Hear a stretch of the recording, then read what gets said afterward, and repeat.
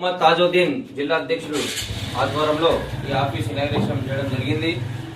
ఈ office inauguration ముఖ్య ఉద్దేశం ఏంటంటే మన civil protection legal services coordination with national legal service authority, Telangana state legal service authority, Peddapalli జిల్లాలో district legal service authority coordination with వాళ్ళ సహకారంతో వాళ్ళ హెల్ప్ తో మన సివిల్ ప్రొటెక్షన్ లీగల్ సర్వీసెస్ మేము నడిపిస్తున్నాం.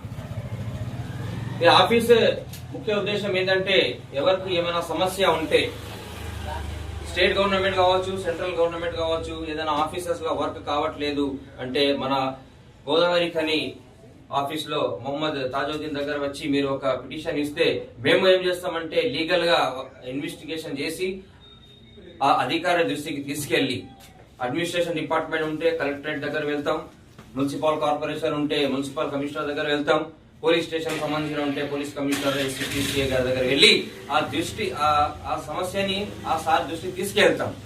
అంతే తప్ప మేము సివిల్ ప్రొటెక్షన్ తరఫున మేము ఇక్కడ డిసైడ్ చేసేది ఏమీ లేదు.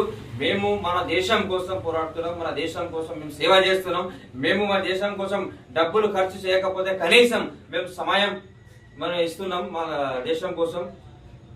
కాబట్టి అందరికీ మీకు ఏ సమస్య ఉన్నా ఇక్కడ మొహమ్మద్ తాజుద్దీన్ దగ్గర రావచ్చు. మీరు ఏ సమస్య ఉన్నా మీకు పరిష్కారం ఉన్నది. ఇక్కడ మీరు భయపడాల్సిన అవసరం లేదు. అలాగే సివిల్ ప్రొటెక్షన్ లీగల్ సర్వీసెస్ తరఫున మేము ప్రతి రాష్ట్రంలో ప్రతి జిల్లాలో మానవ హక్కుల అవగాహన human rights protection act 1993 act లో constitution of India doctor Babasaheb Ambedkar రాసిన రాజ్యాన్ని ప్రతి ఒక్క జిల్లాలో, ప్రతి ఒక్క మండల్లో, ప్రతి ఒక్క డివిజన్ లో మేము హ్యూమన్ రైట్స్ అవేర్నెస్ కార్యక్రమం కూడా చేస్తున్నాం.